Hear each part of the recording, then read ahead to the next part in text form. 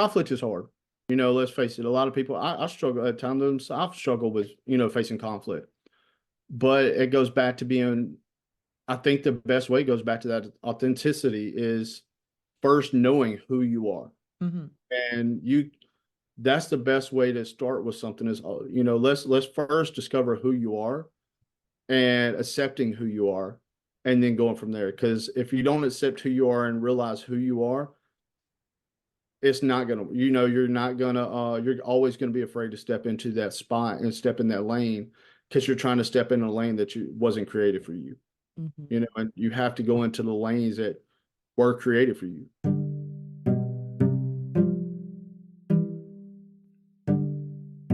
Welcome to the Mindful Introvert podcast. I'm Joe, your guide from mindfulintrovert.com on a mission to inspire and empower you. As an inner peace and abundance coach, I'll help you slow down, trust your intuition, and explore spirituality for a more peaceful life. Ready to be empowered? Let's dive into today's episode and embark on your journey to self-discovery and fulfillment. Allow me to introduce our awesome guest, Justin. Meet his amazing guy who's not only a loving husband to his wife Kitty for a solid 9 years, but also a dad to a lively bunch of five, ranging from a 2-year-old cutie to a wise 25-year-old. By day, he's diving into the world of real estate, but his real passion, coaching, leadership coaching. Yep, he's all about empowering leaders to be their true selves, embracing vulnerability, and spreading good vibes in homes, businesses, and communities. Get ready to dive into some real talk with our down to earth guest who's all about helping folks bring their best selves to the table. Hello, welcome to another episode of the Mindful Introvert podcast. Today I have another wonderful guest with me, Justin Batterton. Hi, Justin. Thank you for joining me. And you want to introduce yourself? You want to tell all the good details about you to everyone listening? Absolutely. So I'm Justin Batterton, um, Shreveport from Louisiana, from the south of the U.S. I am a father of five, um, a wife. I have a beautiful wife. So my children range from 25, 21. I had a 16-year-old that passed away 16 years ago, and then a 7-year-old and a 2-year-old. So a wide range of children. I'm a real estate agent, but also I'm the founder of Kingdom Minded Leadership Coaching. So a little bit of everything. Yeah, that's wonderful. And tell us a little bit about your leadership coaching. Yeah, so Kingdom Minded Leadership Coaching, it is really just about building up kingdom leaders and leadership. I've had a passion of leadership for many years. I've served in many different forms of leadership over the years. Being a real estate agent, being my own boss and all that kind of, sometimes the hardest people to lead is yourself. Hmm. So, between that and with leadership coaching, it is kind of based around a couple main principles in leadership that I feel very strong, and that's being authentic, adding value to yourself so you can add value to others, and then being vulnerable. And so that's one side of it, and the other side is kind of uh, coaching entrepreneurs, business owners on how to build their business around kingdom principles. So that's kind of the big aspect of it. Yeah, that's great. And I heard you use a word that I'm intrigued and I would like you to explore a little bit more about it. So I heard you use vulnerability. And Mhm. how does that go hand in hand with leadership? I think vulnerability is a big thing of leadership. I guess the best way to describe it is, as leaders, we're wanting the people that we serve or the people that are under us to be vulnerable themselves, but they would never feel comfortable being vulnerable with themselves with us if we're Mhm. not comfortable being vulnerable with them. And I think vulnerability is there's different aspects of allowing people to play that part in your life that they know the deep parts of your life, uh, but also inviting them in, making them feel comfortable to be share with you. Um, Kind of the outlook of my coaching is the way I guess if I could put it in one sentence is empowering leaders to empower leaders. It's been a passion of mine. I believe in empowerment. I believe empowering leaders to empower more leaders. Mm-hmm. And so with that, the best way to do that is being willing to be vulnerable, being open about yourself and not closed off. I think there's some sort of twisted mind. I don't know. I want to call it twisted mind, but a twisted thought process in leadership of like you have those that are under us, and then there's us, and it's two separate things. But the fact of the matter is, when you're leading an organization, when you're leading in general, you have to be vulnerable. I think leadership is one of those things we have to stop and realize everybody plays a part in leadership, Mm-hmm. whether it's a business, uh, those around you to your family, as when it comes to being a family, the best way I describe it is with my children as empowering them to be better than I am. I want my children at the end of the day, when they grow up, I don't want them to be the same as me. I want them to be better than me. And so, in order to do that, I have to be vulnerable with them and share with them my weaknesses, share with them, hey, dad is struggling in this area, but this is how I overcome it. Mm-hmm.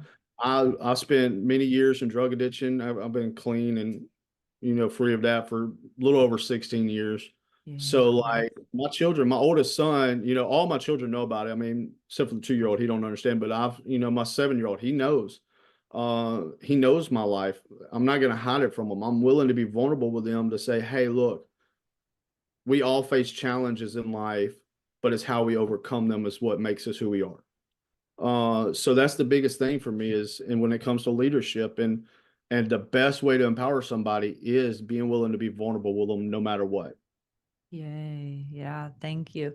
Thank you for that explanation because it is that being authentic and not fearless because I'm sure that it takes a lot of courage to say to your 7-year-old, this is what I've been through, this is how I dealt with it. So it takes a lot of courage, and that is the definition of going with the fear, isn't it? So that Yeah, authenticity is very, very important. yes, yes. I mean, well, that's what they say. I mean, what they say, courage is not the absence of fear, is faith, it's what you do in the face of fear. That's Yeah. truly what courage is. Yeah. So absolutely. Yeah, definitely. And I heard you talk about that authenticity. And so how does that show up for you? How do you show up authentically? I mean, I think the first step in that is you've got to know who you are. Mm, I can't not wear a mask if I don't know who I am. And so you have to, number one, you have to know who you are and be willing to be who you are. yeah. I'm not you, I'm not the next person, and you're not me, and you're never gonna be, and it's okay. We weren't created to be the same. Mm-hmm. Thankfully, we live in a place that we're not the same, and that's what makes everything so beautiful is that we're not the same. So being willing to pave your lane, and say, look, this is who I am, this is who I'm created to be, and I'm comfortable being it no matter what. Yeah. Um, and accepting that fact. And I think in today's society, unfortunately, we live, especially with social media and all that, we live in this comparison mindset that we have to look a certain way, act a certain way. But I'm not that. When it comes to my coaching, I'm not going to coach the same as some others do. I mean, we may have similarities, but I believe my personality is different. Uh, and that's the way it's supposed to be. So being willing to be your authentic self and not wear a mask. Let's face it, wearing a mask is tiring. You Mm-hmm. know, the same person, my clients see, whoever I'm speaking to, the same person they see is the same person my children see on a day-to-day basis when nobody's around. That's where authentic comes from. Yeah. I mean, character's built when nobody's looking. So like this is who my kids see is who everybody else sees. It's not, I don't have to wear a home mask, a public mask, a speaking, like I'm the same and I'm okay with that. Yeah. I love that. So, what would you say to someone that wants to have more leadership responsibilities, wants to develop their life in just carving their own path, but is struggling with wanting to avoid conflict or just wanting to please others? How would you coach someone like that through that? I mean, conflict is hard. You know, let's face it. A lot of people, I struggle at times. I've struggled with, you know, facing conflict, but it goes back to being, I think the best way goes back to that authenticity is first knowing who you are. Mhm. And that's the best way to start with something is, you know, let's first discover who you are and accepting who you are and then going from there. Because if you don't accept who you are and realize who you are, it's not gonna, you know, you're not gonna, you're always gonna be afraid to step into that spot and step in that lane because you're trying to step in a lane that you wasn't created for you, Mhm. you know, and you have to go into the lanes that were created for you, you know, there in my life and just business and all that, I've tried to step in many different lanes, but realizing like, okay, that's not my lane, and I'm okay with that. Mm. You know, sometimes I stepped in that lane anyways and got smacked around and ran over a couple times in that lane to realize like I need to move over to the next lane. But that's part again, finding out who you are. Sometimes to find out who you are, you got to find out who you aren't. Yeah, I You love that. Oh my God. I keep saying I love that. I love that because I love everything you say. know.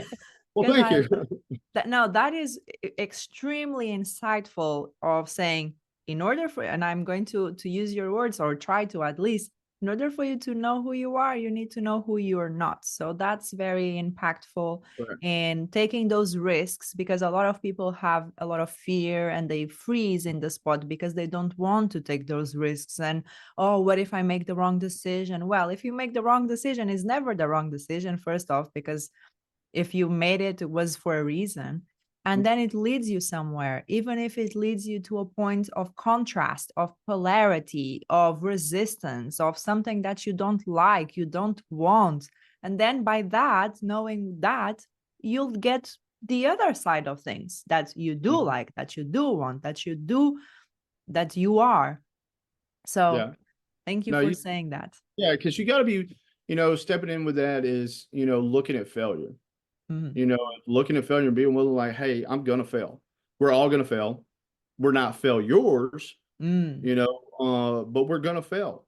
And in those moments is if you truly look at failures, study them. Okay, what made me not do good? What areas am I coming short? So that a way I can grow in that area. What areas did I okay, this did not go as planned.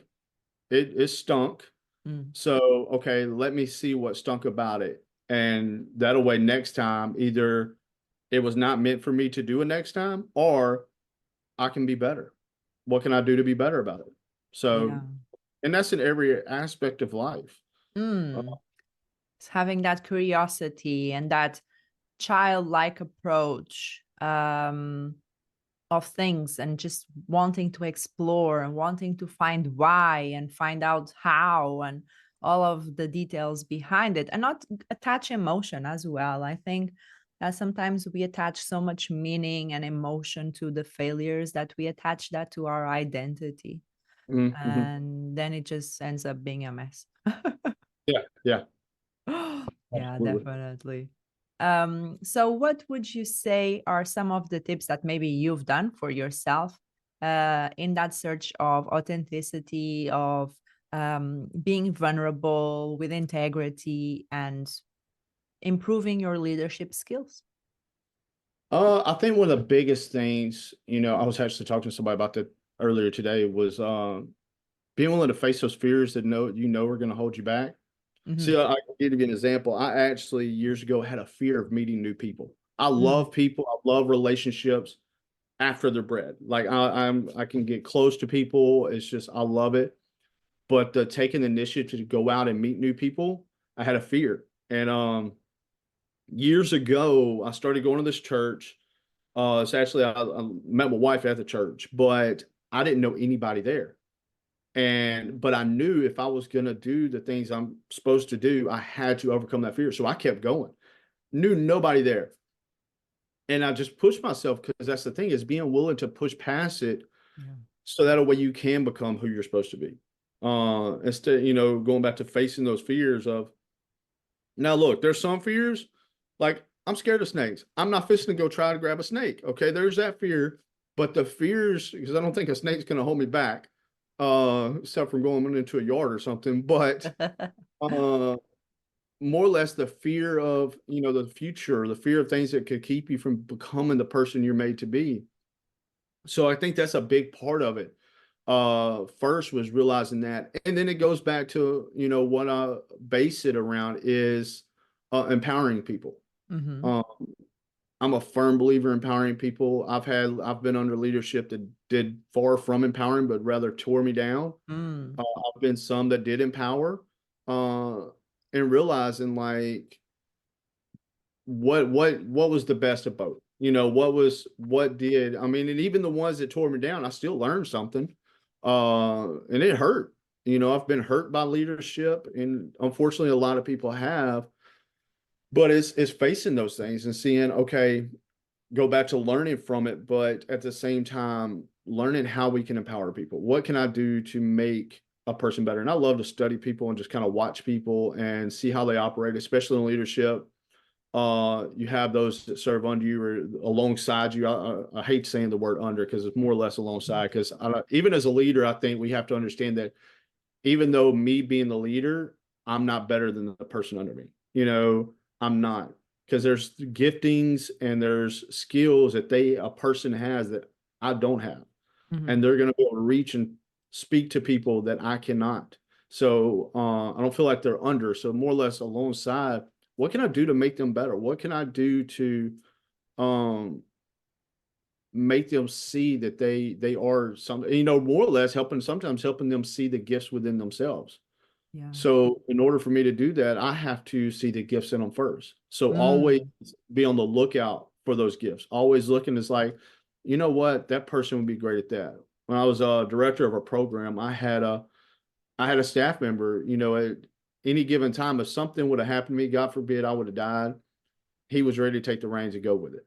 Why? Because I trained him up, because I saw that in him, that he was good to go. And I think in leadership, that's why a lot of businesses, churches, things sometimes crumble. So they don't have somebody to take that. They haven't took the time to empower somebody under them. Yeah. And that person say dies or something happens, then what happens? You don't have somebody. And that culture, they bring in somebody new, and that culture is now has this big ripple in it because this new person don't know that culture. And so having that within the organization to, again, finding ways to empower leadership is, again, I guess that's kind of my keys and tips to leadership. Yeah. No, that's great. And when you said about that story of just going with it and meeting people and feeling uncomfortable about it, I can just tell you a story about what happened before our call. I literally, even though I had met you before already on Zoom, I was nervous. I always get nervous before these sessions because God knows why, but I do. And it's just that anxiety. And the way I dealt with it was just taking deep breaths in, just grounding myself, anchoring, and just really processing that energy through my body. And it's like you say, you cannot have fear deter you from who you are and who you are becoming.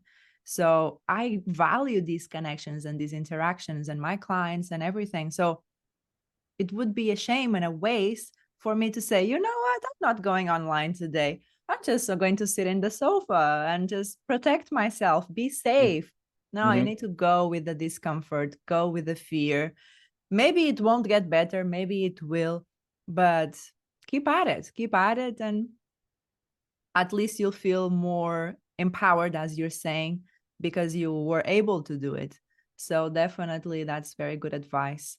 And I like your approach to leadership of building that bridge with connection and the values and the mission of the company, the culture of the company, and giving people the tools and the knowledge and the resources that they need to be their best selves and to be those that can lead their team in face of any situation that might happen. So that's very refreshing. Absolutely.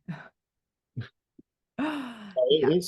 It's key, and I mean, there's also the flip side of it is I do believe sometimes you have to put those around you in a spot that they may not believe they're comfortable in. Mm-hmm. and that goes back to knowing those that'll work alongside you. Because if you don't know them, you'll just take their word and say, "Oh, that's not me. That's not who I am," or "I'm not good at this." Versus you seeing that in them and seeing that greatness that is within them and saying, "No, I believe you'll be great at it," and finding a way to kind of, in a sense, coach them and guide them. Say, "Look, if you're not, try it. If you're not, then hey, we'll pull you back and we'll go a different route, and you're still here, but." Don't be scared to try that new thing because I think that's everybody has the fear of unknown. And Mm-hmm. so being the leader to see them and say, "Hey, I see that within you."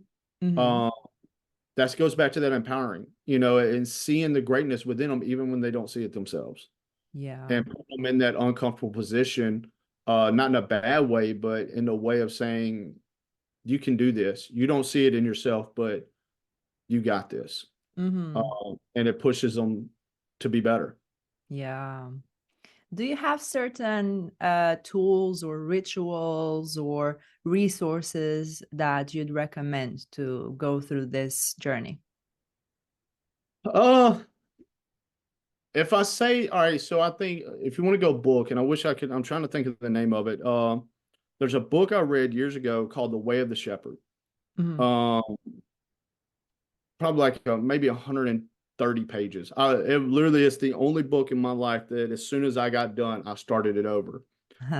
And it's a different type of leadership book Mm-hmm. because it's almost, I guess, in a story, a way to kind of break it down is it's this guy interviewing. It's a fictional book about leadership, I guess you could say. So, but it's this guy interviewing a leader of a multi-billion dollar corporation, Fortune 500 company. And he's like, "Hey, I want to go interview you." And then when he goes to go interview, and the guy's like, "All right, well, it's the first person he's ever, the owner, the company leaders ever allowed to be interviewing." He says, "Okay, meet me here at 5 o'clock in the morning." And the guy shows up, the interview guy's in his best dress, shoes and everything. And this leader of this company shows up in a beat up pickup truck and takes him out into a sheep field. And he really tells you the story from that mindset of being a servant leader. And uh, one of the things in there when it comes to sheep is he would comb each one. In the story, he would comb each one to make sure each one was okay. And it goes back to knowing those that work that are you're over and that you're around. And Mm-hmm. then also the other part is as a shepherd, and I'm not a shepherd. I've owned a dog. That's it. But when it comes to say the sheep, if they're my sheep, I can call them and they'll come to me. Mm-hmm. But if you're on the opposite side of the field and you call them, they won't come to you because they don't know your voice. And so that goes back to knowing and those that are around you, knowing your voice. And I think within leadership, sometimes leaders get so caught up in the busyness of the day and the Mm-hmm. responsibilities that sometimes the people in their organization don't know their voice. And so how can, as leaders, we expect, and I was thinking about this the other day, if sometimes leaders get upset that, oh, well, they're not catching the vision I'm casting, right? Mhm. But how can they, it may not be that they're not catching the vision that you're casting. They're just not, they don't feel, they don't know the one that's casting it. Does that make sense? And so Mhm. it's not that they're not catching that vision. They just don't know the person that cast it. And I'm not going to follow this Yeah, they person. don't trust. Exactly. Mhm. So it goes back to being that leader to know those that are around him so they can trust him. Yeah. So all that book was probably again my biggest one. I am a Christian and the kingdom mindset, my mindset is built around scripture, but at the same time it goes in all parts of the world, secular, everything, Mhm. uh there's different aspects of it, within that. Yeah, absolutely. And you mentioned something about the time and constraints, and sometimes there's a lot of hustle culture. Mhm. Especially in America, I find that it's much more Yes. bigger there. Yes. Um, We're always on so the go. And I'm yeah. guilty of So what would you, if you were to work with a leader that is always on the go, always busy, always hustling, how would you help them feel empowered, vulnerable, authentic, but at the same time slow down enough so that they could be the best for their team? Yeah. I think it starts, I mean, it's a discipline. I can be a Mhm. very disciplined person. So I guess the first step is finding that daily discipline of something small that you can do once a day. You know, me, I'm the early bird in my family. Well, my son is too, but like my wife, everybody likes to sleep in a little bit longer than I do, especially on the weekends. But I get up before most of the time before anybody, so I can have my quiet time, so I can Mhm. read, all that time. So I take that time to be by myself. I'm a gym guy. I go to the gym. I find time to have that me time, so Mhm. to speak.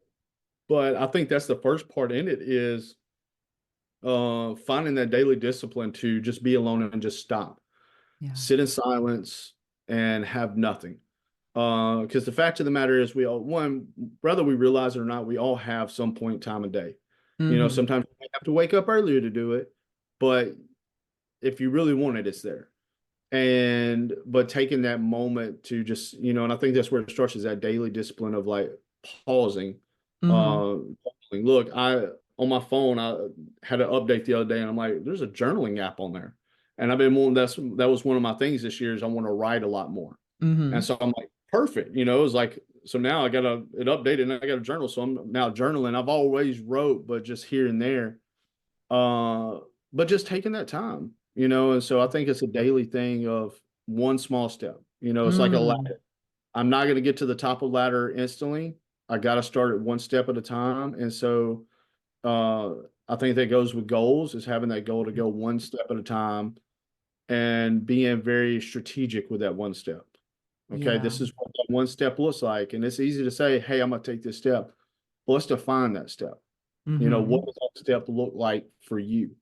It goes back to that what's that one thing that you can do, that one pause moment that you feel will change the rest of your day. And it's gonna be different for everybody. So I think that's the biggest way. It's that Yeah. one day thing.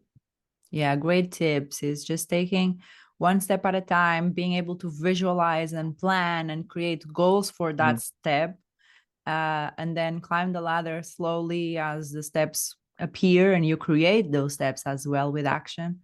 But I like what you said about, oh, what was it? I liked it. I had it in my mind. Um, the journaling is always a great tip, really helpful to just have a brain dump. Oh, I liked what you said about discipline. And a lot of people feel, I don't know, maybe some people think that that discipline, oh, you need motivation. But no, is that commitment? And is that this is what It's I want and this is why I want it and this is what I'm doing it. And there's no other way. It's what is happening. motivate. That's the thing. Is like, look, I love a motivational speech, a motivational album, whatever. But motivation fades because Mhm. that's where discipline comes. Discipline wins over motivation. Yeah. Because going to the gym, look, I love the gym. I've worked out for years. It is a passion of mine, but there's days that I do not want to go to the gym. Some days I want to sit on the couch, eat a cheeseburger, and do nothing. But it's having that discipline saying, no, this is what I'm supposed to do. This is what's Mm. better for me. And it goes back to that. It doesn't come overnight. Mhm. It goes back to that one day at a time, one step at a time, and then it comes. But that discipline, motivation can only get you so far. Yeah. Yeah, absolutely. And it's interesting because the way I look at it with motivation is and doing things that I don't feel like doing is I think about the leverage that I need. So I think about what I need to avoid, the pain that I need to avoid. If I don't go to the gym, I will feel miserable, I'll feel bloated, my mental health will feel bad. So if I Mhm. don't take those steps in 1 week from now, I'll feel twice as bad. So it's almost like that leverage, and Tony Robbins talks a lot about that as well, of really leveraging what you do not want to do what you want. Yeah. So those are some great insights we just discussed. And how can people connect with you? How can people work with you? Find out more about you. I mean, you can always reach out to me. I have the business page. I'm still in the early stage of launching, so I haven't launched the website yet. It is coming soon though, but right now it's Kingdom Minded Leadership Coaching on Facebook, um, Batterton Coaching at Gmail. So those are probably the best ways to get in contact with me. Yeah, I'll leave all of the details in the show notes. And I heard that you have a special offer for the listeners. I do. I do. So, with the launching, I am going to give, I'll give 2 free sessions to kind of go from there and, see what I'll come and, maybe have some one-on-one. Yeah. So we'll do a couple free sessions, kind of get you out there and just at least see if there's something you're interested in. Yeah, amazing. I'll leave all the details in the show notes. So make sure that you go there and you click all of those links and connect with Justin and claim those free calls, because that's an amazing opportunity. Absolutely. I'll be glad to talk to anybody and see what we can do to help. Yeah. If you're able to summarize all of our amazing conversation in maybe like 2 key takeaway points, what would you say? Um, Or some advice that you want to leave for people? I guess 2 things. Um, One is realizing that, and I said it earlier, leadership is within your family. Mm-hmm. I heard a quote the other day, and this is why maybe it's so fresh in my mind. As leaders, we're so quick to cast vision about um, for our business, but we're not as quick to cast vision for our family. Mm, And so I'm a big family person. I believe family, as leaders, family is our first ministry, our first place to lead. If you're not leading your family, then you're not leading your team. Um, and then I guess the other one goes back to empower. Always look for somewhere where you can empower. Somebody needs empowering. Somebody needs to look for the things in people that they don't see in themselves. yeah. Yeah. Definitely what I took from this conversation is that leadership is also that partnership that you create with your team and with your family as well, because you leading your family doesn't mean that you're the boss of them. It No, means that you're in partnership to allow everyone to grow, to flourish, and to empower everyone. So it was really enlightening and refreshing to have this conversation with you. And I trust that the listeners think the same. Thank you so much for joining me. thank you for the opportunity. I enjoyed it. Thank you. And I'll see everyone in the next episode. Bye. If you are fully committed to your growth, I invite you to book a free inner peace assessment call with me to create an action plan to manifest a life worth living with more inner peace and self love. For more inspiring content, follow me on Instagram at Coach Joanna Calado and subscribe to my YouTube channel at The Intuitive Being. I will leave everything in the show notes so that you do not miss a thing. I'll see you on the next episode, and until then, slow down and trust yourself.